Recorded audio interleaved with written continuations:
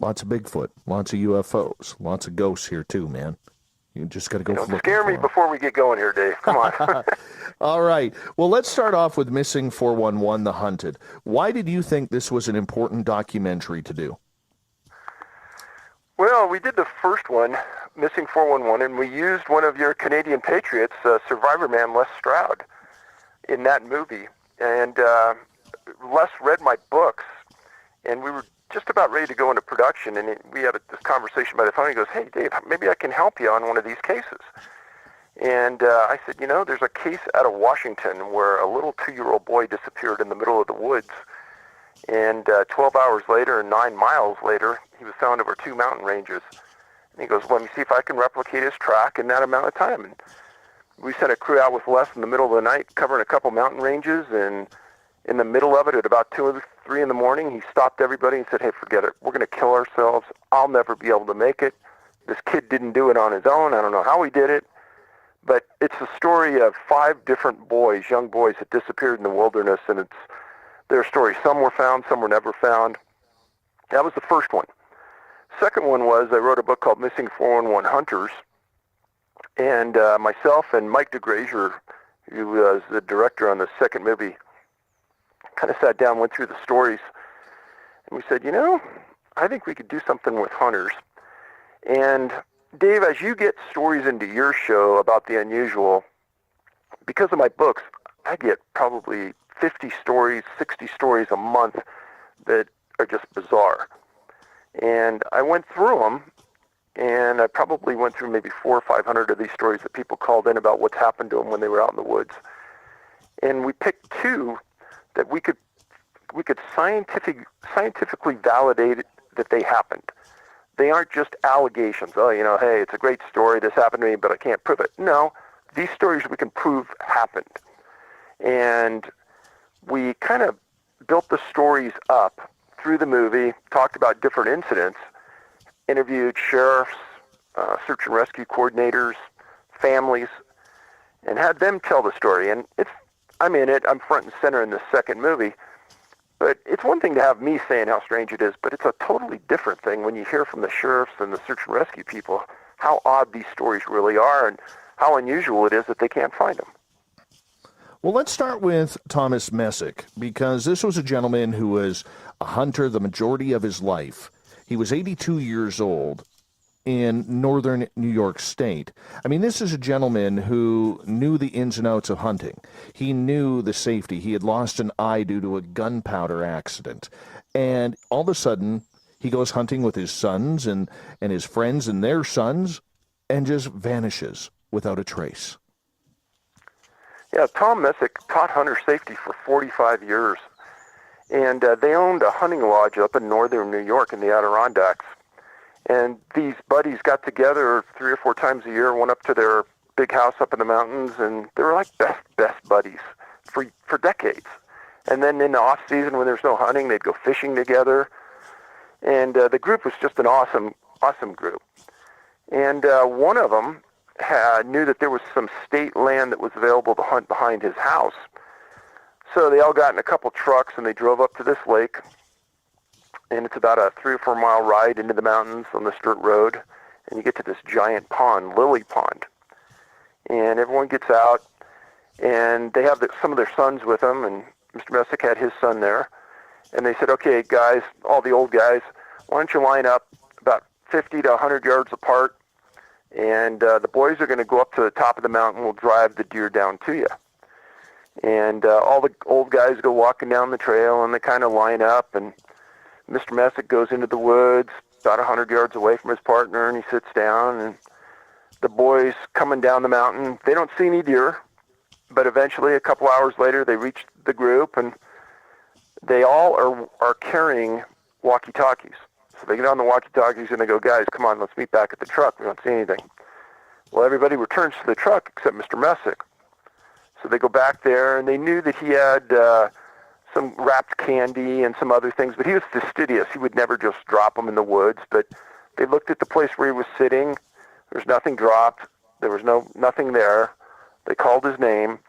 He had bad knees. He had one eye. His hearing wasn't good. His eyesight wasn't great, but it was okay in one eye. And everyone knew he wasn't going to walk very far. So they started looking around. They don't see anything. They don't hear anything. He's not answering on his radio. Nothing's going on. And after a couple hours, one of the guys goes, "We've got to get natural resource rangers up here." So one of the trucks leaves. A couple hours later, the troops start arriving. Now, the weird part about the story, it's weird that he didn't show up. But what you don't read in any of the reports is that when I was there, I got to interview one of the hunters that was closest to Tom. And it's like you're talking to your dad, one of the nicest guys you ever want to meet. And I said, so after I interviewed him, I said, "Is there anything weird that happened out there?" And he kind of cocks his head and looks at me and he goes, "Yeah." He goes, near the end when we were sitting there, I heard something. And I go, "What do you mean you heard something?" "I just heard something odd." And he goes, "Hunting for 50 years, never heard anything like that." And after a couple of going back and forth, he says, it was like clanging together of two pieces of metal, like a trap closing almost. He goes, it was loud, and it was kind of up the hill towards where the boys were pushing the deer. So we put that in the movie, and I asked him, I said, "Did you tell the police that?" He goes, "Yeah, but I don't think they cared." Well, eventually, I think half of New York's Department of Natural Resource people came up there, and they were searching, and locals were searching, and Mrs. Messic came up there, and the world was there. And a little side note that's really odd, amongst all of this, there's no evidence of a crime. They're not investigating a crime. They're investigating an 82-year-old man that's missing. But who arrives but two FBI agents? Now, a lot of people don't know, but the FBI doesn't investigate missing people. It's not part of their protocol. They do investigate missing children that are under 3 or 4 years old. That's a special subsection that they can investigate. But missing adults, they don't investigate. They got world issues to deal with. What are they doing showing up in the middle of the woods of New York on a missing old man case? And we asked the law enforcement people. We asked the head supervisor on the search and rescue. Nobody knew who called them. Nobody knew why they were there. But in prior books, I had written about older cases in the area of the Great Smoky Mountains where FBI agents were showing up on these missing person cases there. And when they were asked by law enforcement why they were there, they stated that they were just monitoring the case. And that's language for they're writing reports, they're sending them to Quantico, Virginia to their profiling unit, and that profiling unit looks for other similar cases to match it against. And about 4 or 5 years ago, I said in the books, the FBI knows something odd is going on in the woods, and they don't know, but they're putting agents out there every time it's happening to write up the facts behind what occurred, and then they're sending it out to their profiling unit for an understanding and a comparison. So that was very odd that the agents show up in the middle of nowhere. And interviewed their kids that all showed up to search, interviewed the search and rescue coordinator, spent a lot of time in that area. And I asked the coordinator, search and rescue coordinator, who brought in his entire sheriff's department to search, I said, "What kind of animals did you see in the woods?" And he kind of looks at me and he goes, "We didn't see any." I go, "How odd is that?" And he goes, "That's really odd." I go, "You didn't see squirrels, deer, nothing?" He goes, "No, nothing." Well, the boys, when they were pushing down the mountain, they didn't see any animals either. And when we were there, we didn't see any animals except a salamander. So for being in the middle of the New York woods, we should have been seeing animals, and we didn't see any. So there were multiple searches over days, weeks, months. Even a year later, people still came back hoping to bringing in cadaver dogs. They brought in scent trail dogs. Part of the profile points after looking at 7,000 cases that I write about in my books, I put down that one of the most common profile points you see in my cases is that when they bring canines to the scene, they don't pick up a scent. Sometimes the dogs walk in circles, sometimes they just lay down. Other things, these happen near bodies of water or the victim is found near bodies of water. Many times if the victim's ever found, they don't have a memory of how they got lost, where they got lost, or what happened to them. Another oddity is if the person is found deceased, a large percentage of the time, the coroner can't figure out a cause of death, which is not normal at all. And plus, there's times that they're found in granite or boulder fields. Many times, even though it might be a warm environment, they're missing shoes or they're missing clothing, and they can't explain it. And if they're deceased, they never find the clothing.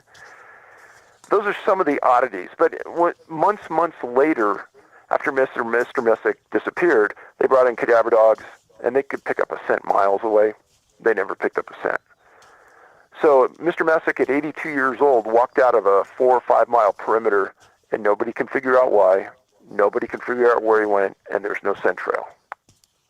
No garbage, no clothes, no blood, no walkie-talkies. His weapon was gone. And then 10 days later, a gentleman 40 miles away disappears named Fred Drum. Coincidence? Boy, that is, I wrote about both cases, and the Drum case threw me. They had a rural farm, but not that rural. It was only maybe 5 or 10 miles outside of a decent-sized city. Beautiful, beautiful farm with a river running behind his property. And he went out on it one day, and he just didn't come back. And nobody can figure out where he went. And in fact, some of the searchers on the Messic case had to pull off and go to the Drum case. I think in my books I write about coincidences. I write about them all the time because it seems to happen to me continuously. I just kind of looked at this and I'm like, 40 miles away for any wild animal or creature is not a long distance. It may seem so if you're driving or something because you have to go there and you got to get to that destination. But for any wild animal, their predatory area, if that's what we could call it, 40 miles is nothing when you look at what the range that cougars have or black bears, grizzly bears. They're always on the move, Dave. So you bring up a good point. Let's talk about predation. That's one of the things that we do before I'll work a case or I'll write about a case is I'll vet it. What do I vet it against? Let's say the person has some type of mental illness, tells his family he's suicidal. I won't work that case. If the person was having money problems and it appeared like he maybe wanted to drop out of society and just disappear, I won't work the case. If there's any evidence of animal predation, I'll drop the case. And search and rescue coordinators are trained what to look for on predation cases. If somebody's attacked by a mountain lion or a grizzly bear, all you have to do is turn off your filter on Google and put up their grizzly bear attack or mountain lion attack and go look what a scene's like. And there's blood, there's torn clothing, people will scream, there's drag marks where it's pulled, the body's pulled away, and these are just easily found by tracking canines. It's not something that's going to be missed when search and rescue people are walking shoulder to shoulder through an area. We got about 5 minutes here before we got to go to break at the bottom of the hour. David Paulides is our guest tonight. Missing 411, The Hunted is the topic. You know, when you are looking at these cases, there's a lot of familiarity that seems to happen between all of them. And this is also the same for the Santa Fe cluster that you have looked at in New Mexico. We're going to get into the case of Audrey Kaplan shortly after the break, but what is with these clusters you have noticed? So when I was a policeman and I worked a couple task forces, let's say it was a robber that we're looking for, we'd put a big map up of the city in one part of the room and we'd start plotting where the person hit. And just as a side note, the first place somebody hits that's a serial robber or rapist is usually a location closest to their home. And they'll start to move out from that location.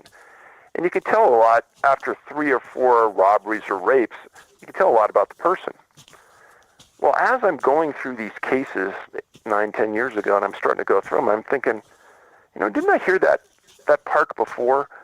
And I said, I just need a big map of the U.S. I'm just going to start putting pins in it where these cases are at and see what happens.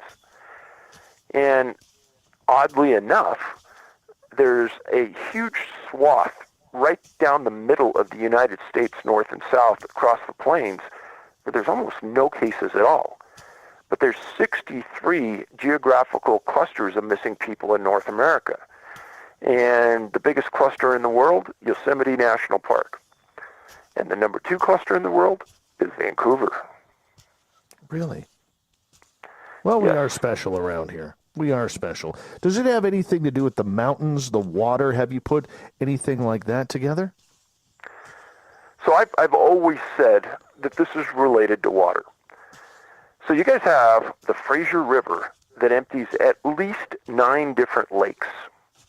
Yes. And to me, that is strange because you have the ocean that feeds the Fraser, that goes upstream to these 8, 9 lakes, that goes in between all of these mountains, that gives you access to all these different points. And it's like the highway. If you were a person that could be in a submarine, you could use that to go everywhere almost in southern British Columbia. And I'm not saying that that is it, but I've always said that water is somehow key to this. And it really plays out in Vancouver, Vancouver Island, all the lakes the Fraser flows to. I mean, it's right there. That's just amazing. Do you believe that the wilderness, the wild animals play a portion of this or a part of this, or do you believe that they're really irrelevant in these cases? So I've spent a lot of time in northern Montana around Glacier National Park, fishing and just hiking through the woods, and I'm real cognizant of grizzly bear. And I always carry a gun. I always carry a big gun. And I always make a lot of noise. And when you think about cougars, mountain lions, when I talk at conferences, one of the things I always ask the audience is how many fatal mountain lion attacks in North America in the last 100 years? Nobody gets it right. You know, the people say, 100, 110. I hear 50. And the answer is 16. 16 fatal mountain lion attacks in 100 years in the U.S. and Canada. And the reason I know that is because I wrote about a case regarding a young boy named Jared Adadero disappeared in Colorado, and the sheriff said that a mountain lion killed his boy. And Jared's case is part of that list, but it's number 17, and it shouldn't be there.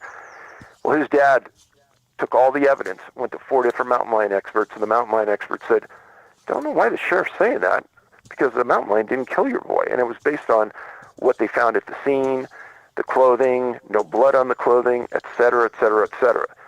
So there's a lot of things that go on, and I call it local report for local consumption. The police, the resource officers say something to appease the community. They have no idea if it's true or false, and they'll just rack it up to a bear, a mountain lion, whatever. But nobody's really taken a critical look at it.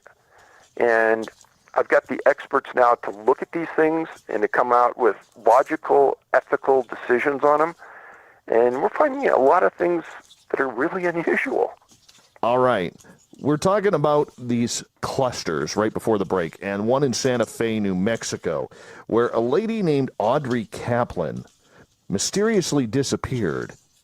And this is a strange one. I mean, when you go picking mushrooms, you just don't expect to find your way into certain tragedy. So again, in the books I've written about subgroups. One of those subgroups is mushroom pickers. Another one is berry pickers. Well, Audrey was with her physician husband near the Santa Fe ski resort, and they were on a fairly big trail, and they had gone into this area. They had a summer house in Santa Fe, and they were going in there regularly to look for mushrooms. Well, Audrey wanted to go up the trail a little bit more. She was in her early 70s, but in phenomenal shape, and her husband lost sight of her.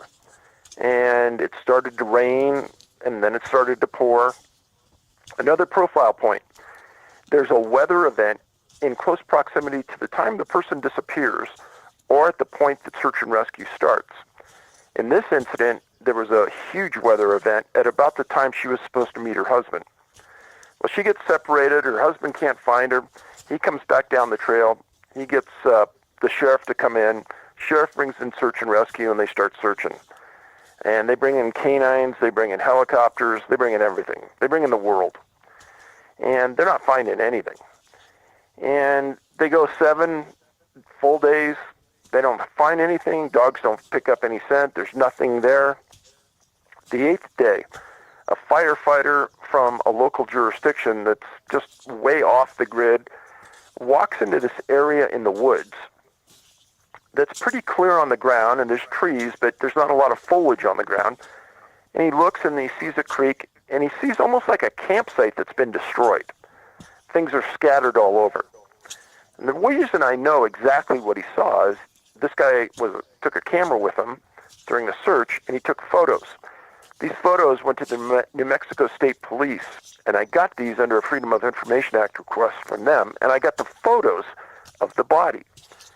He walked up to the creek, and he sees Audrey Kaplan in a fetal position laying in the middle of this creek that's probably 4 or 5 inches deep. Now, that's weird. She's completely naked. Her clothes are strewn all over. And the coroner's report states in it that Audrey's face isn't in the water, and there's a picture of her face in the water. Now, the weather wasn't cold at all, because some people said, well, maybe hypothermia caused her to strip all of her clothes and jump in the creek, and she died from hypothermia. But in all the reports from the search and rescue, it was all moderate conditions all the time. And the perplexing thing is they had helicopters in the air with speakers. They had canines all over the area. She was never found until this firefighter is way off the grid, stumbles onto this scene, and finds her body. I never knew that hypothermia could make people take their clothes off, that it provides a false sense of warmth and heat. How often does that happen in these cases? So it's called paradoxical undressing. Now, I've asked some experts this question, and they got upset that I asked them. But I said, okay, if this is happening, then why don't we find naked climbers on Mount Everest and K2? And they looked at me like I was stupid. And they didn't want to answer, and they walked away. Sometimes logic doesn't get the best answers, I guess. David, there has always been a little bit of a controversy with your reporting of these cases, where there's some people in the field who feel that you're taking advantage of the families, that you are exploiting these stories. However, I don't think you are. I know we talked about this on the roundtable this past Friday, and my group of people who took part in that felt you do fantastic work for stories that need to come out. But we never hear from the victims. What have the victims told you when you have had a chance to talk to the families of these people who've gone missing? Because they are the victims as well. Absolutely. So there's a video at our YouTube channel. The YouTube channel is Can-Am Missing Project. If you find a YouTube channel that says David Paulides Missing 411, those are all frauds and fakes. 99% of the time, they're not even me on the video that you're watching. So, Can-Am Missing Project. If you go to a video that's there, and it's the premiere of The Hunted, and what happened is that somebody just happened to be sitting in the audience during the premiere when I was talking, and very nonchalantly, a couple of people said, "Hey, Dave, I want to say something too. I want to say something too." And they were people who we had helped and a victim's family, and they came up and they talked about it, and it was humbling. I mean, I honest to God, I was crying because these people are such good people, and they were so happy that anybody cared. They said a bunch of great things about me that I was blown away. But these families, Dave, after that first 7 to 10 days, when search and rescue gives up, and everybody has to go back to work, and they have to go home, I cannot imagine leaving a mountain knowing my son or daughter was up there somewhere, and I have to leave them there. Even if rational thinking tells me that they're not alive, I don't care. the people I've met that had to make that decision, it ruins their life. For somebody to come along and care, to give the case visibility, to talk about the facts and not hide the facts of the case, but talk about them and explain how strange they are, it's like a breath of fresh air to these people. Now, I'm no great person, but I think I've seen something, and I'm uncovering things that people have glossed over in the years. And the families know how odd this is, and the search and rescue people do too, but they don't want to talk about it. They don't want to look like they can't control the situation and they don't have logical answers. But every family I have ever dealt with has been overly happy that anybody cared, somebody's giving it attention, and somebody's going to tell the truth about what happened. Well, the way you were coming in, David, with other information that they may not have been told, and being able to put the pieces together with your investigative experiences, I mean, that just has to add to a lot of the allowance of the family to breathe a little bit, that there is another angle that they haven't been told. Oh, definitely.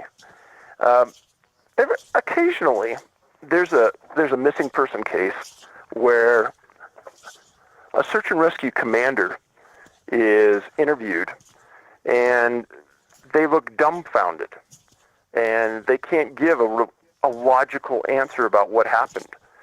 And those people are, I think, perplexed and compromised. There was I think he's about 20 years old, named Sagoo, Sagoo, that was with a group of boys in southern BC, just about 10 miles north of the border. And he was this occurred maybe 5-10 miles east of Chilliwack a number of years ago. And he disappeared from his group that was hiking up a trail, and then he's found days later, way in the woods on a boulder field, dead. And the search and rescue guy said, I don't know how I got there. It doesn't make any sense. And you could tell he's completely flustered. And it's one of those rare times that the truth came out. Now, in the movie, I think we're really lucky that we got some search and rescue commanders that were just like you and me, told the truth, were completely flustered, and you could see their emotions. It reminds me of that case of that, I know we're not scheduled to talk about this tonight, but that young child out of North Carolina this early January, February, who went missing for a couple of days, and all the child said was that he was safe with a bear.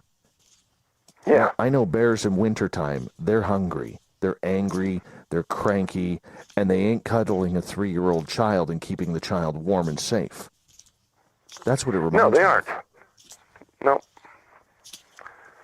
I don't know how many times we debated that. Back to the cluster. This was a case that really intrigued me in the Santa Fe cluster, was Mel Nadal. Now, this is a gentleman very familiar with the area, very familiar with the hunting season, very familiar with his friends who were there, and he had a little bit of a weak ankle, but he goes to his hunting spot in the trees and vanishes like nothing happened. He was never there.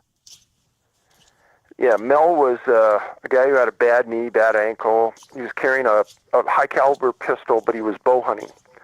And he'd been to this area many times before. He had met his buddies up there. And he said, hey, I'm going to walk 100 yards. I'm going to go to that clump of trees right there, and I'm going to set up a blind, and I'm going to go elk hunting. One of the things I write about in the books is a lot of people disappear elk hunting, and more people disappear bow hunting than firearms. Some reason elk hunters disappear. And no, it's not predation because you'd see drag marks and the things we talked about. Something else is going on. Well, Nadal walks down there. They see him leave. At the end of the night, he doesn't come back. His buddies go down there. They can see that he built a blind. He cut up some tree branches and such, but he's not there. And they go, that's odd. They call for him. They fire off 3 rounds. They don't hear anything coming back. They get search and rescue. They bring the canines to the scene. Canines walk straight to the blind from his car and stop. Now, that doesn't make any sense. And they search for a week with helicopters, with FLIR, forward-looking radar, everything. And then we talked to Mel's wife, and she said, David, Mel would not walk far. He didn't like to hike. He didn't like to run. He's not going anywhere. He had a bad knee and a bad ankle. He goes, 100 yards was going to be it. And I said, well, does it make any sense that he wouldn't have come right back to the car? No. Mel would have come right back to the car. And when you see it in her eyes, and you see his wife say, something happened, David. I don't know what, but something unusual happened to my husband. And when we went up to the area where he disappeared, you have these giant mountains in northern New Mexico that are rolling grassy hills that are spotted with pretty thick foliage of forest, but there's a lot of open area where you could really hunt elk well. And Mel was never found, and he's never been found, and it's been, I think, 12 years now? His bow and his sidearm were missing as well, were they not? They didn't find anything. And that's the thing on these cases, Dave. They don't find anything. And normal missing people will start dropping things as they get tired. But nothing's ever found. That's what intrigues me the most, is if you're taking a body, I mean, you could use your imagination, whether it's kidnappers, whether if you want to go down the woo road with aliens and Bigfoot or whomever it is, you would think there would be something left behind, a shoe or a cigarette butt or a weapon. A weapon would be the perfect thing to be left behind, and yet it's all gone. It's just vanished like it was never there. That's what I'm having troubles comprehending here.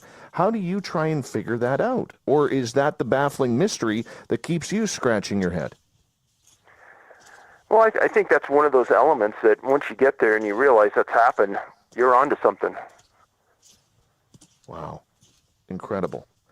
The last case I want to talk about in regards to missing 411, The Hunted, is Aaron Hedges. Now, in the documentary, this blew me away. I mean, here's a healthy guy, 38 years old, been hunting the majority of his life, and he just disappears. He had the GPS. You always tell people, bring your GPS. You're always telling people to bring what you need. And he just seemed to end up somewhere where he just was never supposed to be. So Hedges knew that area really, really well. It's called the Crazy Mountains in Montana. And it's a big area. And so what we decided to do was we'd put the sheriff, who was in charge of the search and rescue, in a helicopter with us, and we'd fly the route that they searched and he took. Almost from the beginning, some odd things happened. He and his friends were packing into an area, and they had some mules and some horses. And Aaron was walking with his mule, and as they're coming up a ridge, something spooked the mule. And it took off, and Aaron lost a lot of his supplies. Except in prior trips, they had cached supplies up there in this area. So he was fine, and he had everyone had walkie-talkies, and the walkie-talkies, when they transmitted, they would put out your GPS location. So they kind of knew where everybody was all the time. And Aaron was kind of a loner guy. He didn't need help in the woods. He was an expert. But he was going to go to this one lake and get some of the cash, and then he was going to meet his friends. And during this trip, they kind of lost communication with him for some reason. No one could figure out why. But there's a major creek. It starts as a creek, and it gets into a river that flows down this valley. And everybody knows you follow a creek or you follow a river, and that's going to take you downhill to a farm, a ranch, or something. Well, his buddies don't hear from him.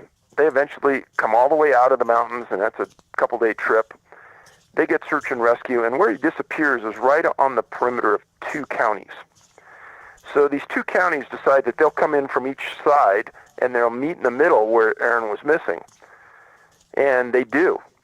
And both sides coming in, they don't see any tracks. It had snowed 2 feet the previous night and a half, so they had fresh snow on the ground, so it'd be easy to find somebody, and that's what they were thinking.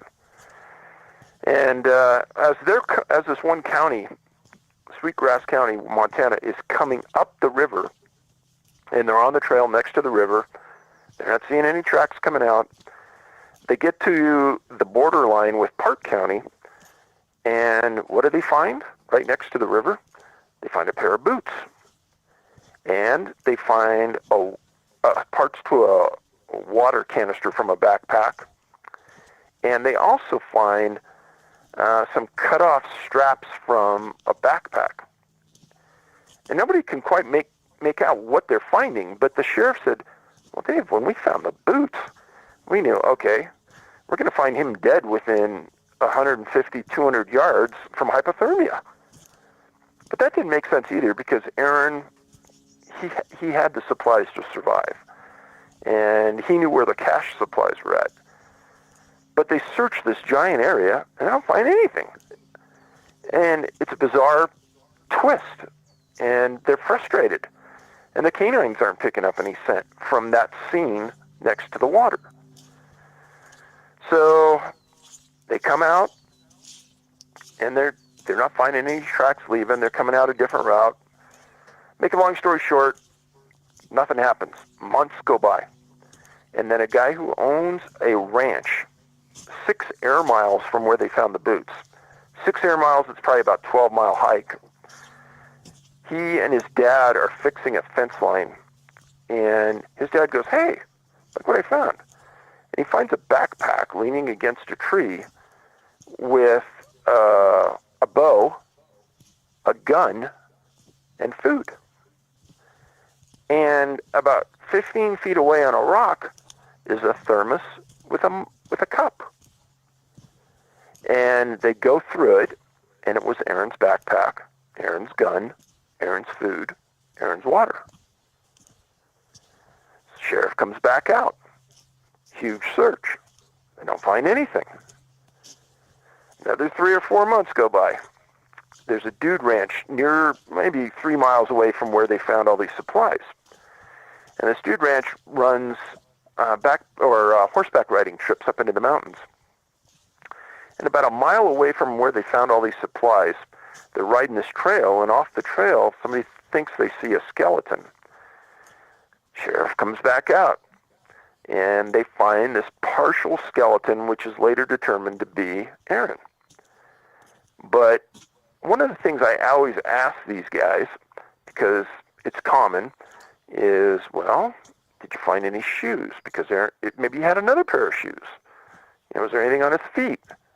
And the sheriff responds, we didn't find any feet.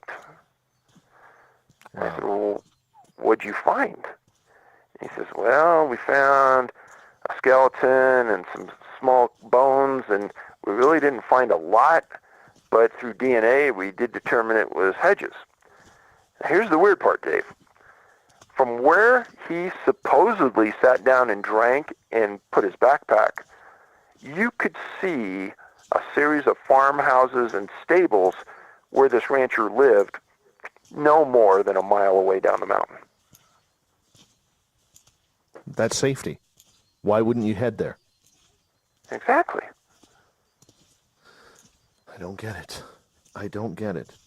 I mean, especially when you are that familiar with the territory, you're that familiar with the hunting game, you're that familiar with the trails that you were walking on. David, the question I have about the boots is we got about a minute and a half here to go, less than that. When people find the shoes, are the laces undone like you or I would untie our laces, or are they scattered, ripped out? That I find fascinating about these shoes or these boots that people are finding. Good question, but it would be nothing that a search and rescue person would ever document. There'd be no reason to. Hey, we found boots. That's it. You got to remember, these search and rescue people are there to search, rescue, and go home. Because 99% of all search and rescue is done by volunteers. They're taking time off of work. They can only take maybe a week off of work at a time, and then they've got to go back and earn a living. And they're not thinking criminal. They're not thinking suspicious. They're just thinking, we're trying to help people here. Now, you continued on in this documentary after the Aaron Hedges cases, and you headed into California near the Sierras, which is a big mountain range, heavily forested, heavily wooded, lots of wild animals that like to chew on people as food. Let's just get to it. And there's a lot of strange mysteries in those mountains, a lot of weird stuff. And it is also located near Yosemite as well, which is the number one place in North America where people go missing. What is strange about this case? So, like I was saying, is we had hundreds of strange stories that came in over the years about things that hunters ran into, hikers ran into, and we siphoned them down to these two incidents that we were going to include in the movie. And these weren't going to be just mere allegations. They were going to be something that science could validate. And the first story at the end of the movie involved a series of hunters. There were 5 of them that had a hunting camp real deep in the middle of nowhere. And it was an 8-mile hike on horseback into their hunting camp. And myself and our crew rode in there for a week and spent a week there. And these guys started going there in the late 1940s. And over the years, they had more strange stuff happen to them than we have time to talk about. But, ground, air, everything. So a couple of times in the middle of the night, they had something surround their camp and scare the heck out of them. And what they decided to do was to take these logs with this cable that they had left over from a lumber camp, and they tied these logs around this cluster of trees, so they had a little, almost like a fort that they could go into at night and know that they were safe. And one of the times the guys came up there, this was in 1971, they brought one of these old-fashioned reel-to-reel recorders. And they wanted to record the noises that they were hearing in the camp. Now, if I played these noises for you today and I said, yeah, they were recorded out in the woods, nobody would care. Because of digitalization, we could make anything happen anywhere and make it sound like anything we want. But in 1971, it was different. And they came out of the woods and they submitted these tapes to a couple of audio professors at universities. And they said, we want you to tell us what these are. And these 2 independent professors said, well, we tested them against every known animal in North America. It's not. It's outside the range of a human voice can make, so it's not human. And they had multiple creatures talking over each other with different voices on the same tape, which is impossible to do in 71, but would have even been complicated today.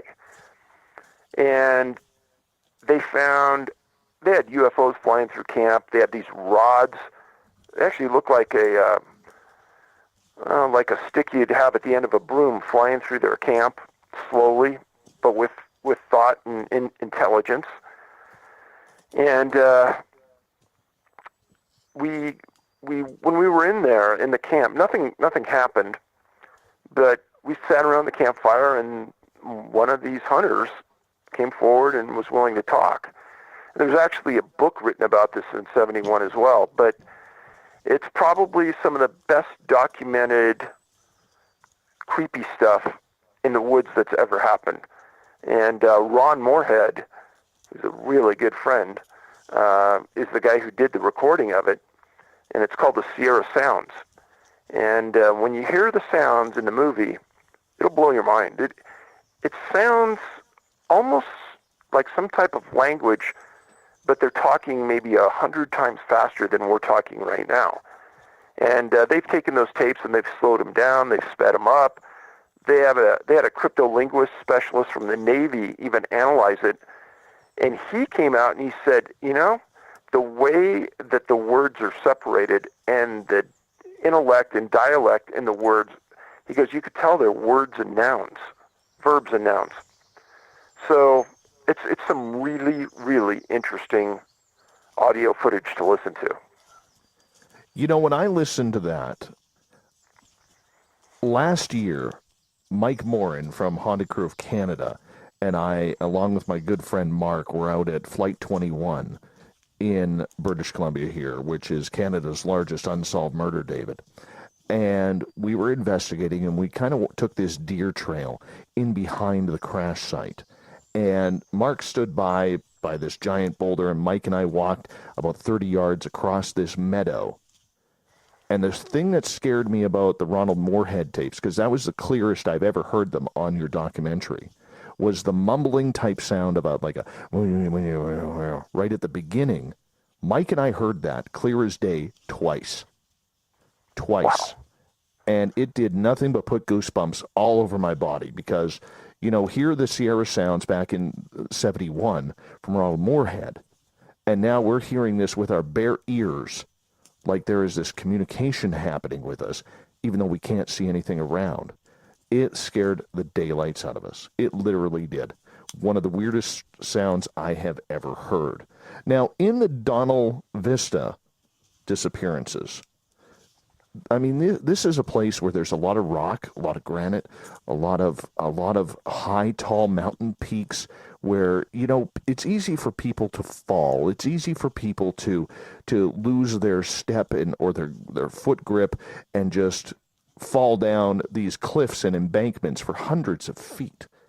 How do we know that this is strange occurrences rather than somebody just being clumsy? So, almost within eyesight of where Moorhead's camp was at, there's this turnout off this major two-lane highway, and it's a lookout that looks out over this giant reservoir of nothing but granite. It's like you're almost in Yosemite. There's so much granite. But at this turnout, there's been 3 people that have disappeared over the years, 2 women and 1 man. And you could fall, but you're going to fall down into these rocks down below, and canines are going to find you. And the place has been searched umpteen dozen times, and these people are never found. And we included it in the movie just because of the proximity and the mystery. And then we even interviewed a reporter from Sonora, California, and he said, yeah, it's a huge mystery, and nobody wants to even talk about it now. So when these people go missing, like take, for instance, Brett Phelps. I mean, this is a guy who went fishing. Who doesn't go fishing on their own every now and again? And you immediately think drowning because accidents do happen. But there was nothing of him to be found. They scoured the lakes, they scoured every place to look for him, and just poof, gone again. Exactly. In fact, he's one of the rare fishermen that I've ever written about that disappeared. Fishermen are not normally part of that group. Hikers, hunters, but not fishermen for some reason. But he's one of the rare. In fact, he was a Department of Corrections officer in the prison system in California, and he disappeared just like a quarter mile from where these women vanished. And it's definitely a cluster right there. There's 3 people there, and then you go further into the mountains, and that's where this oddity happens at this hunting camp. Now, with Patty Sue Tolhurst and Nita Mayo, what's the difference between their disappearances in that same area? So Nita Mayo was coming from Nevada into California. She stopped at a local store, bought some items, and she was driving out, and everybody thinks, just like you and me on vacation, you're going to have a look at this lookout because it's absolutely gorgeous. And she pulled into the parking lot. Her car's locked, purse is in the car. She's gone. Nobody knows what happened to her, but she vanished. And Patricia Sue Tolhurst lived in Sonora, and people were thinking that she was just going to take a day off and take a look at things that maybe she just doesn't normally have the time to do. And that area, when we were there, is not that busy. There aren't, 10, 15 people driving through there every hour. There's probably 1 car every couple hours. So it's remote, it's lonely, but the view is a 10 plus. So David, with these cases, like I know in my small area, there are bushmen out there. okay, who have decided to forego society to kind of live off the grid. How do we know it isn't somebody like them who is, especially with women, who maybe hasn't, had a girlfriend in a long time and just wants some interaction or some company? How do we know this isn't happening? You see, in the States, contrary than in Canada, we can carry pistols. And I would say at least 50% of the people on the trails in the United States where I'm at are all carrying guns. And we'd be having some dead guys out there on the trail if that was occurring. And even almost all the women I know, when they go out on the weekends trail hiking, they all carry guns, pistols. And if that was occurring, the professional trackers that are brought to the scene, these guys, they're miraculous, miracle workers. They track anything leaving there. And there's no tracks ever leaving these scenes. That'd be another case where if somebody was going to take somebody forcibly and you were going to, let's say, carry somebody, trying to carry somebody 100 pounds any distance at all is not an easy feat, even if you're in good shape. Yeah, I can see that. I can totally see that. It's not fun. And, the way everything kind of goes silent here with everything and the way that they are just, not even having any screams, no sounds, no nothing. I mean, I could just imagine, and I try and put myself in that person's position that's disappearing. I could just imagine the fear that they are going through at that time. I can't even imagine it. It must be off the charts. I'll say this, Dave, that since the movie, that Missing from 100 came out, we never expected it to take off like it did. We have a film distributor. He put it on Amazon and iTunes. It's still there. It went to #1 in the world on documentaries twice on iTunes, which is unheard of. And we've had, since that came out in June, I probably had at least 25 different victims' families talk to me that have seen the film, that have related their story. So Incredible. It's done a lot for us to give us the visibility we want.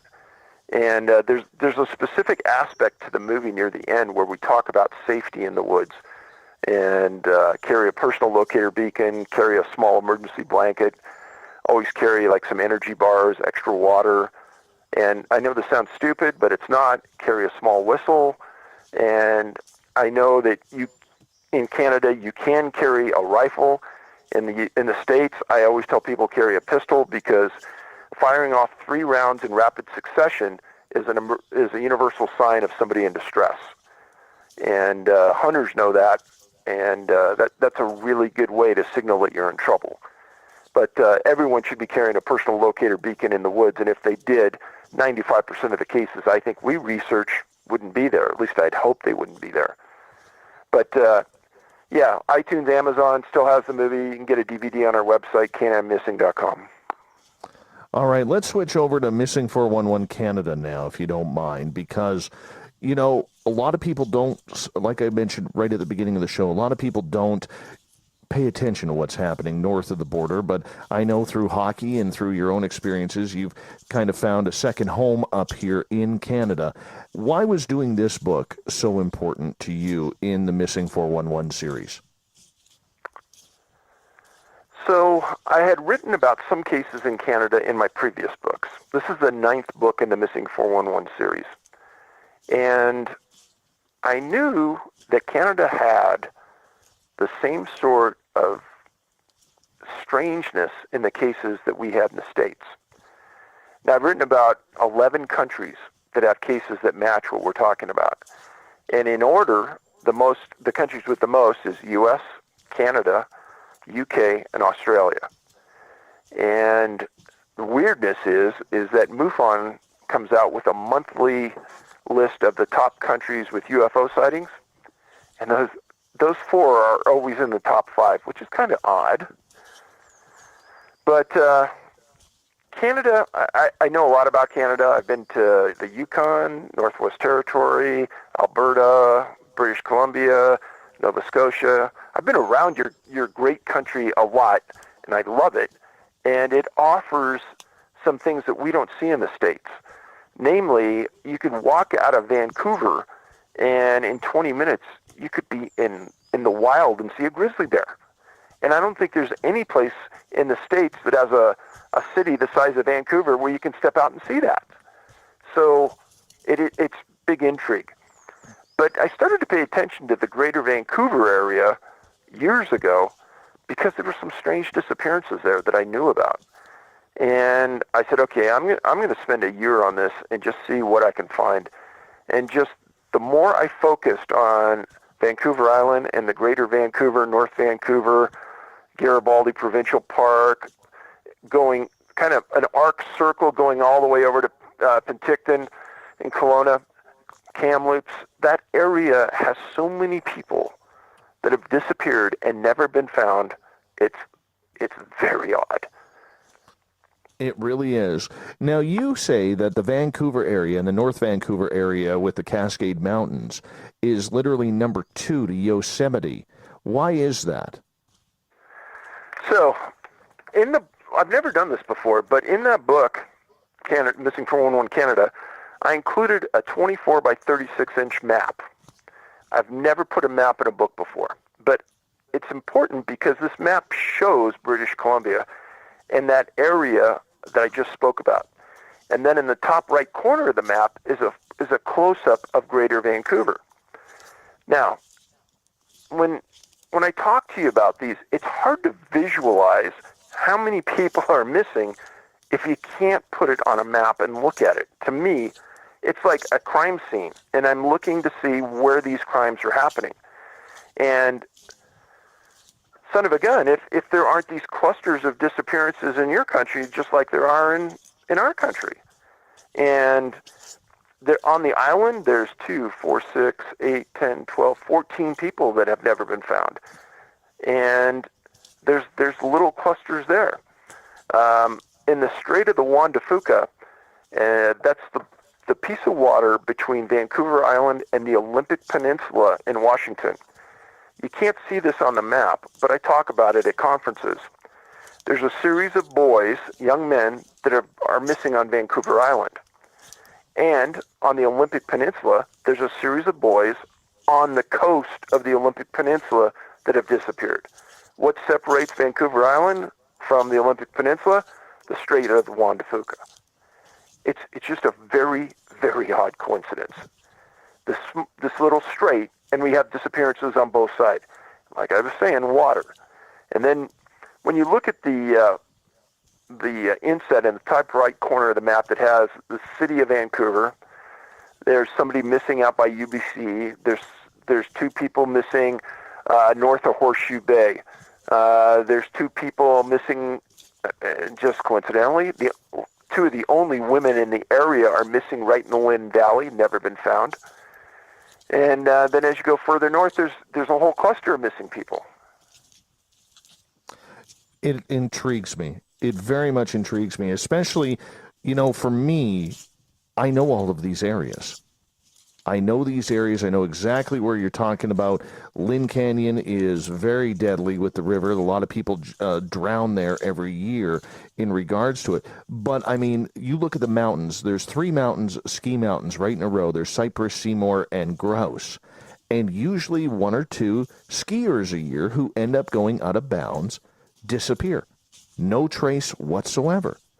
And I don't know if it's the energy, the vortexes, if, there's been numerous UFOs spotted over the area, whether it's people, whether it's just so hellacious of an area that they can't get to the bodies. I don't know, Dave. And I guess that's part of the entire mystery, isn't it? Of course. Yeah. I mean, we don't hear about UFOs in that area. You would because of your show, but I don't hear about them here. And when I hear about them, I think, well, that's kind of odd that you guys have a lot right there, right? Yeah, that entire lower mainland area. The entire lower mainland area north of the Fraser River has a lot of weird, strange things. It starts in North Vancouver, and I'll tell you, one of the scariest pieces of road that I have ever driven is in between Whistler and going into the canyon to a town called Cache Creek. I have never been more scared in my life driving that road, ever. Weird energy, tight corners, way up in the mountains, and then right down. You don't know if you come around a corner and you're going to get smoked by a moose or a bear. It is scary. It's easy to go to the more populated areas and talk about the clusters, and especially around Vancouver. But one of the stories in your new book that really stuck out with me was going back to 1966, a young lad, 9 years old, Clancy O'Brien. Now, he disappeared about 30 miles south of me at a place called Green Lake. And I have to tell you, I'm not sure if you know this or not, but Green Lake in our area has a very vast history of UFO sightings, UFO landings, and Bigfoot sightings as well. I never knew that. Yeah, it's absolutely strange how many people I talk to, and when I talk to them about, what I do and everything like that, the first place they always point out, have you been to Green Lake? So to find this story in your book absolutely sent goosebumps down me, my friend. Tell me a little bit about this story about Clancy. So when I start a story, first, Clancy O'Brien, he's 9 years old, happened August 20th, 66. And right below that header, I list some points that are profile points to this story. And to this story, the first profile point is berries. Second one is point of separation. That means when you're with somebody and you're no longer with him, you walk around the corner, that's a point of separation, and things tend to happen then. And water and canines. So there's 4 on these. Clancy and his parents lived in Vancouver. His father was a teamster. And the family decided to take a vacation, and they drove 30 miles north of Clinton and approximately 200 miles north of their residence to Green Lake. And on August 20, 66, the family went to visit a friend who was a rancher just outside of Green Lake Provincial Park. And they were having a picnic at the ranch with the ranchers and their friends. And when Clancy left to go get some hot dogs for himself and his friends that were in the cabin just not too far from where they were having the picnic. But Clancy got out of view, didn't return. Parents asked where he went. They said he went to the cabin. Parents got up, went to the cabin, didn't see him. And now all of a sudden everyone's pretty frantic. And everybody stops eating. Everyone starts combing the ranch. And the rancher decides to call RCMP. First RCMP on the scene says, wow, this could be difficult because it's a pretty big area. He calls for more assistance. And within hours, they had 150 locals and RCMP and firefighters looking for the boy. Within a day, there were 25 equestrians, 3 helicopters, multiple tracking dogs, and 250 volunteers that were looking through the area. Well, the Teamsters on the second day heard about this. They filled 5 buses with Teamsters. They shut down part of Vancouver, and 250 Teamsters joined the search. Now, articles at the time stated that the boy couldn't have starved in the area, and they weren't worried about him not eating because all the berry bushes in this area were ripe. Now, in Missing 411 Eastern U.S., I wrote an entire chapter about missing berry pickers. So when I read this, it's interesting, Dave, the way you say everyone looks at it different from their own educated perspective. I saw this and I thought, wow, berries are ripe. That's interesting. So the search for Clancy lasted 13 days, which for 1966 was a long search. Normally in 66 they would last 5 days. So they gave this a big push. The RCMP said that they thought they had found small tracks several hundred yards from where he was last seen, and this was on the 4th and 5th day. They put the canines on it. Canines showed no interest, so they disregarded it. Nothing related to Clancy was ever found. Search and rescue manuals state that a 9-year-old boy will be found 95% of the time in a radius of 4.5 miles from the place they were last seen. So that's where 99% of this effort was focused. And what the perspective I want people to think about, a 9-year-old boy is going to a picnic. He's hungry. He's going to go get some hot dogs.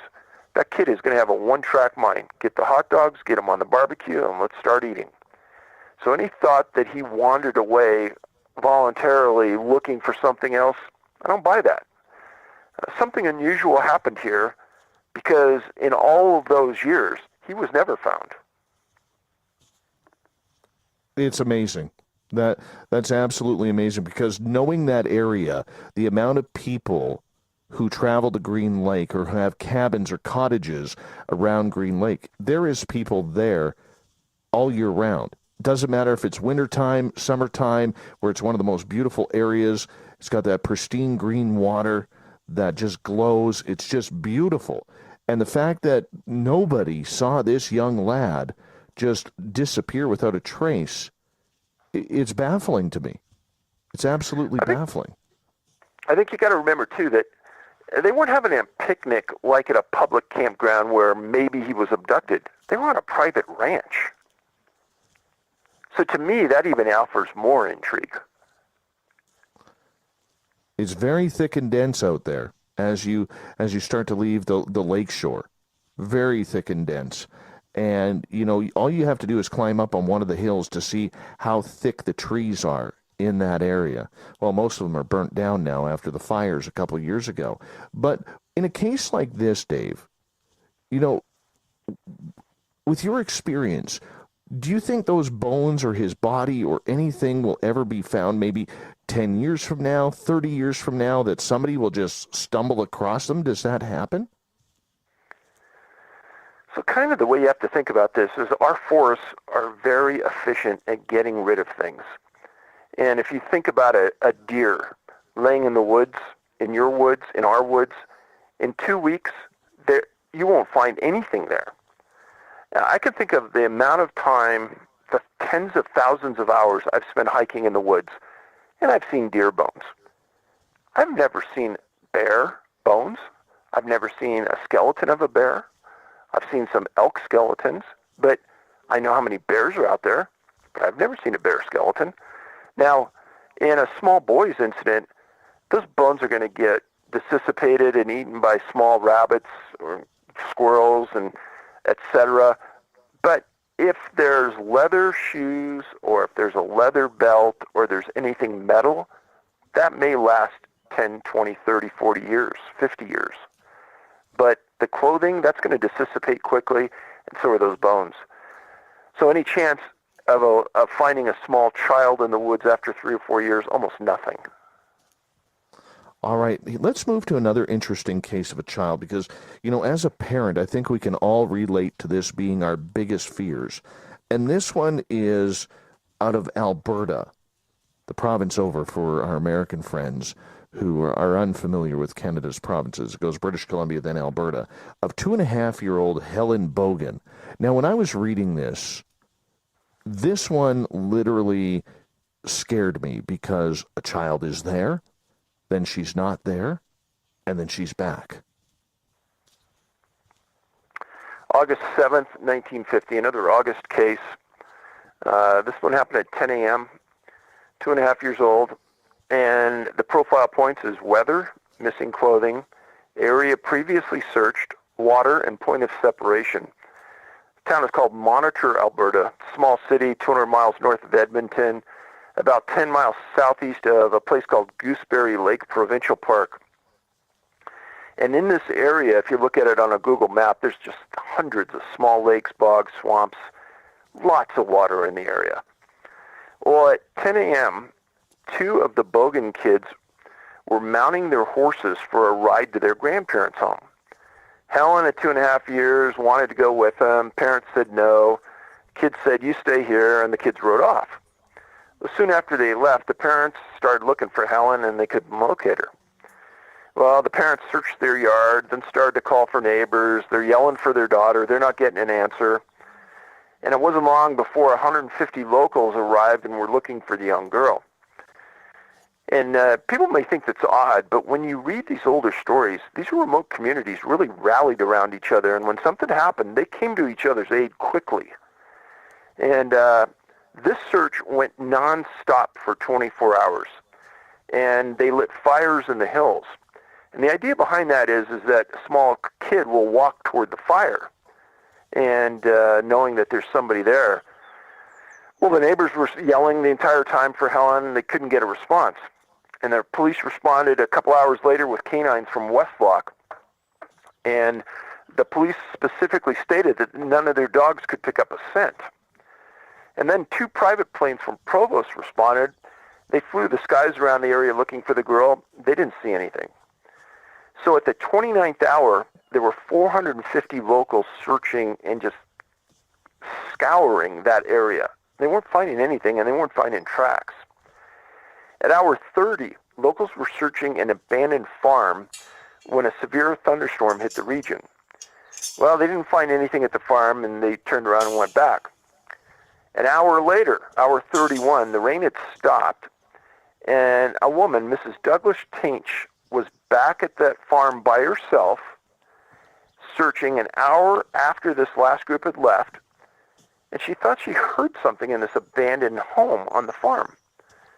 And she walks in, and she sees a young girl, and this is a quote from the newspaper, naked and splashing happily in an old dirty tub of water inside of a small shed on the abandoned farm is 30-month-old Helen Bogan. She was hungry and weak but alive. Now, the searchers found it amazing that she lived for 30 hours in the bush.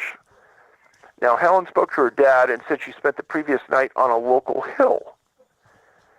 Now, that statement was impossible to everybody involved in this search because every hill and every mound had fires on it.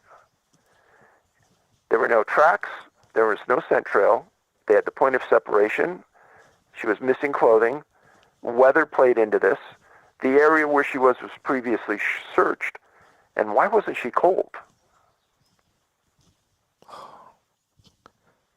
This baffles me because, I mean, when every hill has some sort of sight line on it with fire or people, you would expect them to be able to hear or see a young child who's on a hill. Did the child ever say, David, in your research, whom she was with or what she was with? You know, there's a story that I wrote about in BC, and I've written so many of them, I don't remember the name, but it was a small boy. He was on a lake. He disappears. And they send dozens of people out, and they're searching, and they're not finding anything. And then, like the 7th day, this boy, young boy, like I think he was 4 years old, comes walking out of the forest downhill towards the lake. And they ask the boy, they go, "Where are you at? Where you been? Who's been taking care of her?" And he goes, "Oh, a man in a young boy in an orange hat." And they said, "What?" And there's RCMP everywhere. And he said, "Oh, a young boy in an orange hat helped me and then walked me back and stopped and said, 'Oh, there's your folks. You go to them.'" And so the RCMP sent 100 guys out there into the woods. They never found this guy in the orange hat. They have no idea what he was talking about. They'd searched that area 100 times over the previous 8 days. But that's an example of where is the guy in the orange hat? Why wouldn't he make himself known? And the area where this kid came out of was like nothing but woods for 20 miles. Incredible. It's almost like they just walked right from another dimension right back into this one. I mean, with this little girl, I mean, if she's sitting on the mountains right there, why couldn't they have found her? And then to find her in a house that had already been searched. Kids are loud when they're awake. They're loud. They're not, and when they're not loud, they're dangerous. I think we all know that as parents. But it just doesn't make sense of how, these areas, whether, with this young Helen Bogan, where she was found alive, or other people who were found deceased, through areas where they have been searched multiple times, especially when you have the investigators going through and the searchers going through a line where there's a person, say, every 8 to 10 feet. I mean, this is baffling, Dave. Yeah, and the more you get into it, and if I gave you 20 cases and I say you pick out the ones that match after you've read this book, you could go through there and pick out the ones that you could say, oh yeah, that's a match, and this one's a match, and that one's not, but this one is. And it becomes pretty easy to tell that something else is at play, but what is, I don't know. There's other stories I've written about. There's a case out of Australia where in the early 1900s there was they didn't call him policeman, but there was something else for a guy who rode a horseback and had a territory in Australia. And he rode into this camp where these natives were living, and they said, "Oh, you're going to see something strange." I wrote this story in the book, and he wrote about it in his ledger, and he said, "I went to this area, and it was near a lake, and these natives said, 'You're going to see something strange. Watch.' And he says, one of our native elders was going to go to the water, and he's going to disappear." And this elder walked near the water, and the air above started to swirl like a thunderstorm. And he said that you heard lightning and thunder, and everything lit up in the sky. And then he said there was the loudest thunder he ever heard. And he goes, the guy was standing next to the bank, and then all of a sudden he wasn't. And this policeman wrote in his ledger, and I included it in one of the books I wrote because it was an encompassing story of all these profile points. But this guy purposely went down there, this elder, to do this, which was weird. Incredible. Incredible. We have about 5.5 minutes here before we got to go to break at the top of the hour. David Paulides is our guest. I think we have time to maybe sneak one story in. If we have to, we could carry it over. I'm thinking we should talk about Ashley Christensen, because this is another interesting case of a young child, 8 years old, in Tinsdale, Saskatchewan, who just vanished. Her clothes were missing as well. So, point of separation, water, weather, missing clothing, and she was a twin, which is something I'm starting to pay attention to because there's more than a small percentage of twins that I've noticed have disappeared. So, July 14th, 1994, her and her twin sister, Lindsay and Ashley, and the mom went to a place called Barrier Chaparral Vacation Ranch on the outskirts of Tisdale. And the ranch is described in their brochures as a prairie ranch with wide open spaces, physical activities, trail rides, canoeing, fishing, trap shooting. Just like a fun area to go. Well, the area surrounding the ranch is part of the First Nations property. So the mother had to leave and do something off-site. So she left the girl on the property, and they'd been there for many, many times. And the girls decided that they were going to go on a horseback ride with some friends, and they would have a race back to the stables. Well, Ashley told her friends that she knew a shortcut and took another trail, and her sister Lindsay and another friend took another trail. Well, Lindsay and the friend get back, and the sister's gone. Ashley's nowhere to be found. And so they get a hold of the ranch. The ranch gets a hold of all their ranch hands, and they search the trail. And this trail, Dave, is really, really big, thick. You're not going to miss it. You know which way to go. Well, Ashley's dad worked for the Canadian Highway Authority. He gets notified, and he gets a series of RCMP in there, and they arrived in force, and they just start scouring the whole place. Within 3 days, there's 4 canine units, 4 airplanes, 1 Army helicopter equipped with FLIR, forward-looking infrared radar, and 500 searchers.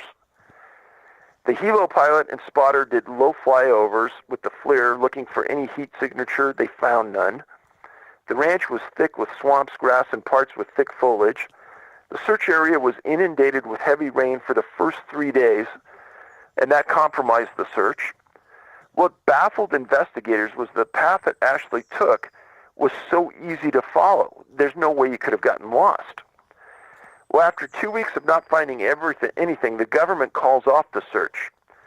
And the termination angered local residents, and so they gathered together and they continued on. And the government's theory was that Ashley couldn't have survived more than 14 days and that she was dead. So they thought they could give up. Well, there was nothing new about that disappearance until 2 months later when the vanishing reappeared on the second week of September.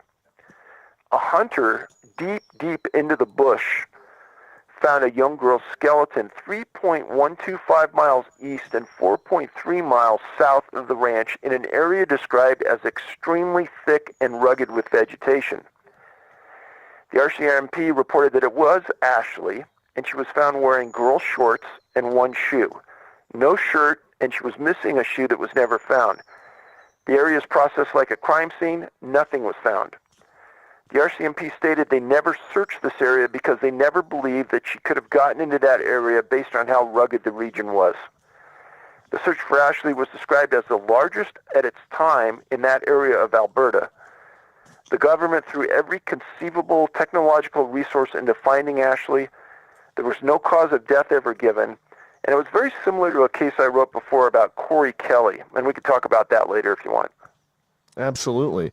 When you hear of these young girls, or young children, do you think that they are targeted? I realize a lot of your cases deal with people of all ages, but are we just more emotional to the children's cases, or do they seem to just pop out a little bit more? So when I was a policeman and I worked in a big city, when a child disappeared, we would think that there's a possibility they were targeted because people take the same routes back and forth to school, back and forth to the store, in your neighborhood seeing friends. But think about the remote opportunity any predator would have if they were going to single out a child in the middle of a ranch. You would never know that child was going to go on a horse race or where they were going to be time to time. You'd never know. Now they were out riding on horses, were they not? Yeah. So where was the horse? That's the million-dollar question, too, that the story, and there was nothing anywhere about what happened to the horse. Wow. Because you think that horse would either stay by the child or come back down the trail. That should have been easy to track. I think if the horse was hers, it would have that connection. But since it was just a ranch and they were just visiting, every time I've rode at a ranch or a stable or somewhere, that horse just wanted to get back to his stall as quick as he could. That is true too. Now, this case, the minute I heard about it on the news, I knew you were going to be looking into this, and I actually was stalking your Facebook profile to see what you were going to say about this. This is about Daniel Philipus, a gentleman who went with friends skiing, disappeared, and then reappeared on the West Coast. Yeah, this was an odd case. The day it happened, I was paying 100% attention to it. A 49-year-old Toronto fire captain. He'd been in the fire department for 28 years. He and a group of current firefighters and some retired ones crossed the border and went to a place called Whiteface Mountain Ski Resort in Lake Placid, about 40 miles south of Canada. And they'd done this several times over the years. Well, Danny and a group of guys were skiing together all day, and some of the guys got tired, and Danny said, well, I think I'm going to take one last run. And it was about 4 o'clock. And what's interesting about that is in several of my books where I have the lists and the stats of what's happened to these people, the most common time for someone to disappear is 4 o'clock under our profile. So he went right at 4 o'clock. Well, he was by himself on the last run of the day. He never showed up. They didn't find him. His street shoes and other property was in the lodge. His car was in the parking lot. Everybody hit the slopes again. There was a giant search that went into darkness. Then they called in the police and search and rescue personnel, and they were searching for him for 6 days. 7,000 hours was contributed with search dogs and other firefighters. He's found February 13th, 6 days later, in California at a Sacramento airport rental car area. Now, he was wearing his ski clothes and still had his ski helmet. He told the sheriff that he thought he had some type of head injury, but he wasn't sure. And he was dropped in downtown Sacramento by a trucker. And he was asked to describe the trucker, and he said he couldn't. He goes, I really can't remember. I think I slept most of the time or something. Well, in that time, since February, no trucker has ever come forward saying he gave him a ride. Danny has no memory of what happened. But when he got into Sacramento, it was kind of strange. He got a haircut. He bought a new iPhone because he didn't have his, and he called his wife from Sacramento. Now, he did go back and he met with New York State Police in Lake Placid, and they didn't release a lot of information about what happened. And he was initially under some medical care, but soon after this, he was cleared and he went back to work at Toronto Fire. This is a fascinating story because you have someone, and I don't know if people know this, but to be a fireman or a policeman in a metropolitan area of Canada or the U.S., you got to go through a series of psychological tests.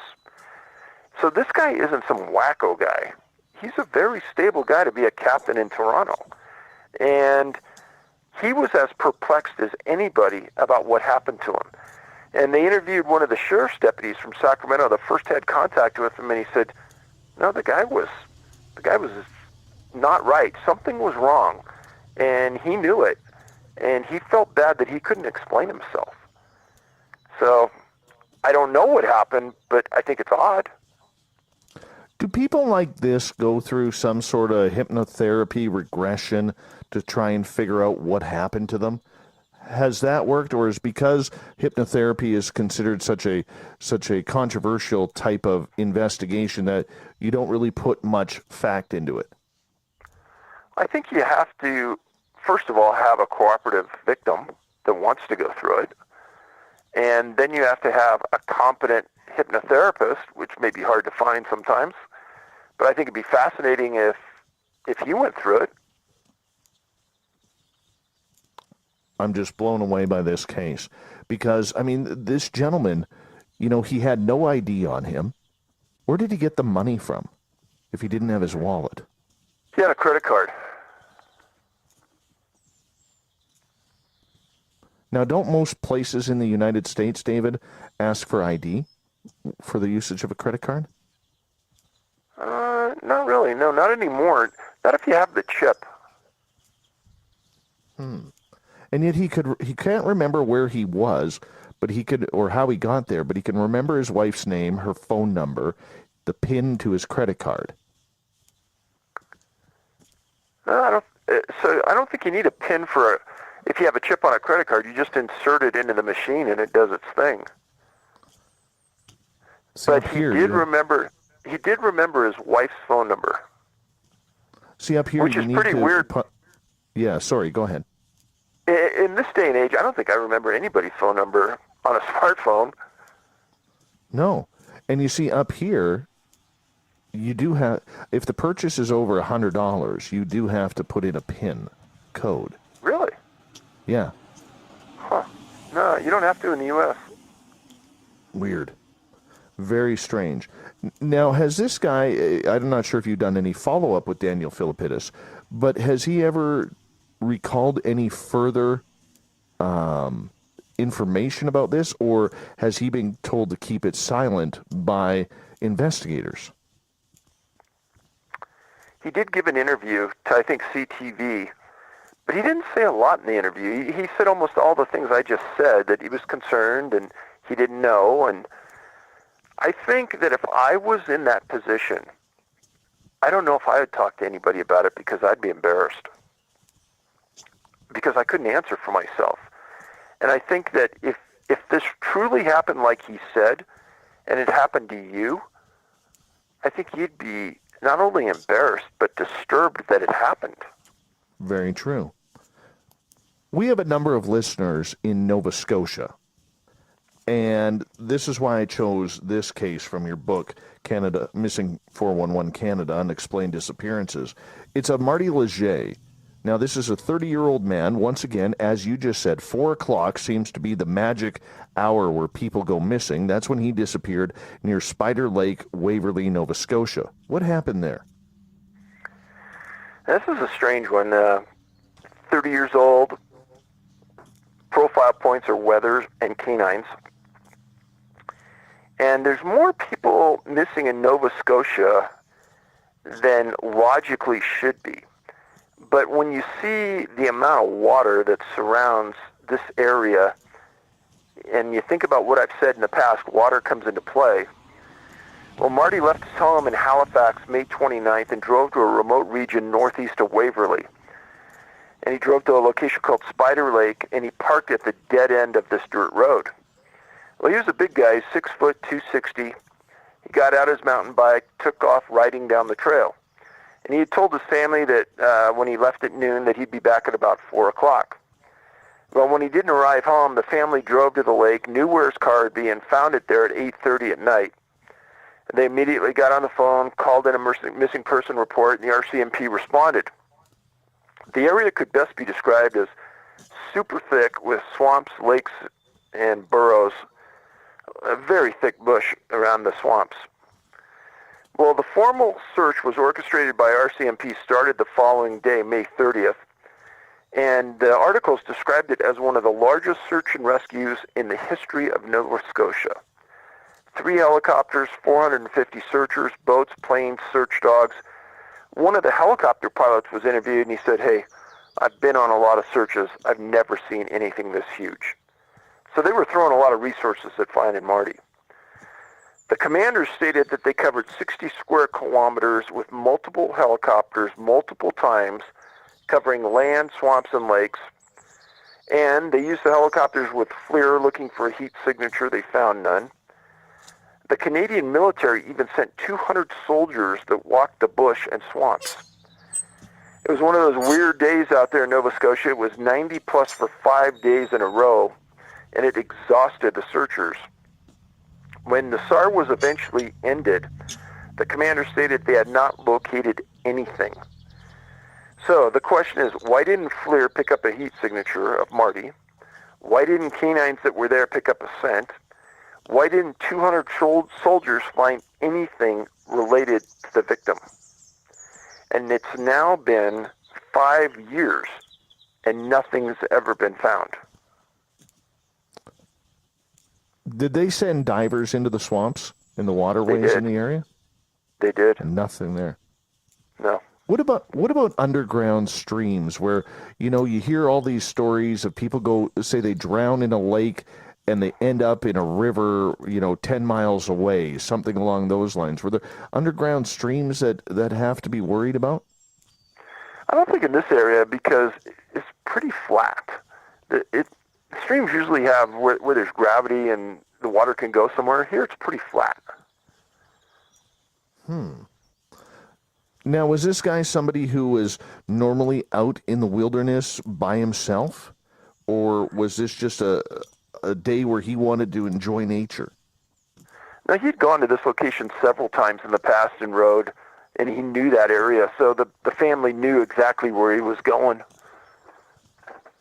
There seems to be a little bit of a tie to the curse of Oak Island with this one. Here's a little story for you. Earlier this year, there was a special on TV, and you can watch it on Amazon. It was done by the History Channel, and it was a 2-hour special about my work, and it was called Vanished.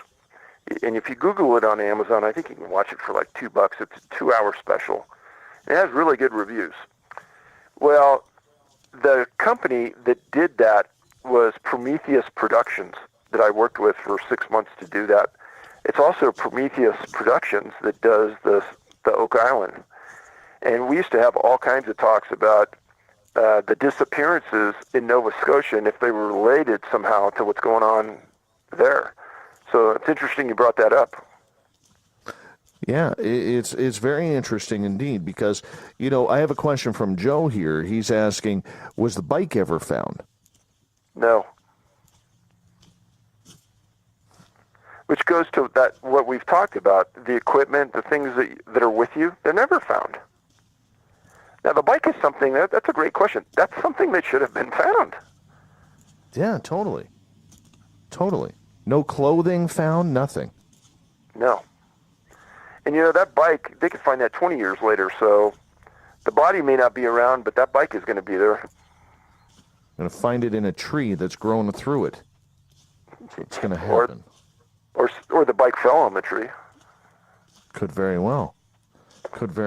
See, this is part of the thing that I don't understand. And I say this jokingly, but that's where I always tell my audience, you've got aliens. When something weird happens, you got aliens, because I just don't see, even if it was a kidnapper or let's just say something mythical like a Sasquatch, I don't see a Sasquatch taking a bike saying, "Hey, we're going to go for a ride after we do in this guy." I just don't see that happening. That'd be a cool sighting report, though. It would. That would be the one that we want. That would totally be the one that we want. But I just don't see it happening. I mean, can you imagine Bigfoot on those little pedals? I mean, my goodness. But, this is happening all too often. All too often. Let's get to our final one here because we only got about 6.5 minutes left. And we're going to head to the province of Ontario, Deep River. And back in 2010, a 41-year-old man named Lachlan Cranswick, just once again enjoying nature, doing the things that he does, and poof, disappears. So he's from Melbourne, Australia. He was a physicist working at the Atomic Energy of Canada Deep Water Labs, and he was doing research on radioisotopes, and he was an expert on powder diffraction. And I actually looked up what powder diffraction was, and it was so many big words, I didn't understand it, and there's probably somebody in your brilliant audience that did, but I couldn't pronounce the word, so I'm not going to try. But on January 18th, 2010 at 4:30, Lachlan was seen getting on a bus at the labs, expected to be home. On January 23rd, 5 days later, he was expected at a curling championship at Deep River Curling Club, where he was the vice president. He wasn't there. Club member calls RCMP, and they go to Lachlan's home. What they find is his garbage can sitting at the curb line in a typical housing tract that sits 1,000 feet southwest of the Ottawa River. And the city of Deep River sits just northeast of Algonquin Provincial Park. Officers found the front door unlocked, Lachlan not home, car in the garage. His personal items, including a GPS unit, keys, and a wallet, were found on the counter in the home along with his personal computer. The garbage cans were outside, and they were placed outside on January 18th, or the night he would have gotten home. The RCMP called for search teams immediately, surrounded the home, the neighborhood, everything. They didn't find anything. A ski club checked nearby trails, didn't find anything. It was January 23rd, everything was frozen solid. They bring in the canines to track the scent. They don't track anything leaving the home, and there's no tracks leaving the home.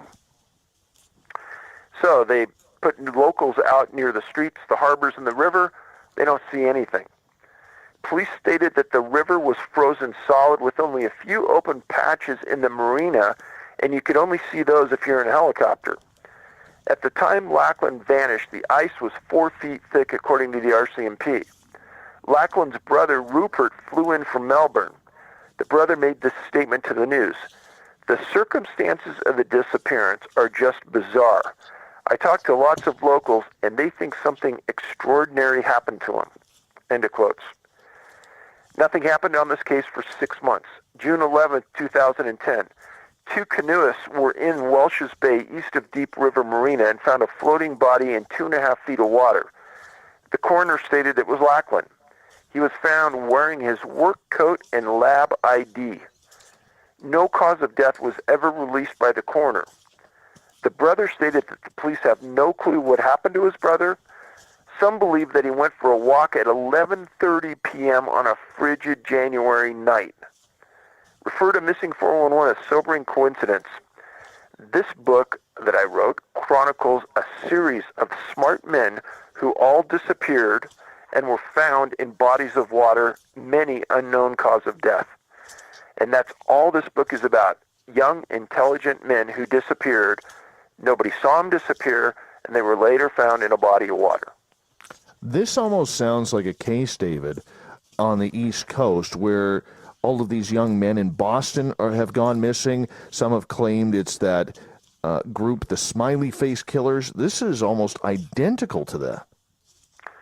So I wrote about the Smiley Face Killers in the book I wrote, and what I stated was they wrote about maybe 12 cases. I wrote about 60 cases. And never in any of those 60 cases was there a smiley face ever found in any of the scenes I wrote about. But the detectives that started that case, it was a detective out of New York, did something brilliant. And he started to pay attention to these missing person cases, just like I am. And he was working in New York, and somebody disappeared in one part of New York, but his body's found upstream, upriver from where he disappeared. And he said, how did that body get upriver? It should be downriver. And then they started doing autopsies, and they couldn't figure out a cause of death, and et cetera, et cetera. All of these people were ending up in water that made no sense. Do we know if his body was bloated as what normally happens if it's been submerged? They didn't release any details about the body, and they never released a cause of death, which is really weird. Now, I'm not too sure how the Freedom of Information Act works in Canada, but have you tried a FOIA request for that? I've tried several times, and there's a case out of British Columbia where a guy disappeared, and his wife was working with me on the case. And I filed first, and she filed second, and we both got 3 pages that was 90% blacked out. His wife appealed, and they said, no, we can't release any more details other than that. And really, it was a bunch of ands, thes, yous. You couldn't tell what happened. Oh, my goodness. It was frustrating. David, we got about a minute to go here on Spaced Out Radio with you tonight. And I'll tell you, I've waited 3.5 years to interview you about one of your books, and this is everything that I had hoped for, if not more. And I think by the reaction of our listeners in the chat rooms and on Twitter at #SpacedOutRadio, they are pretty much saying the same thing. So thank you so much for allowing us the opportunity to have you on our show. Hey, Dave, I had a good time, and I'm glad we were able to get together and talk about this, and you're a good host, and I appreciate being on your show. What's up next for you, my friend? We got about 30 seconds.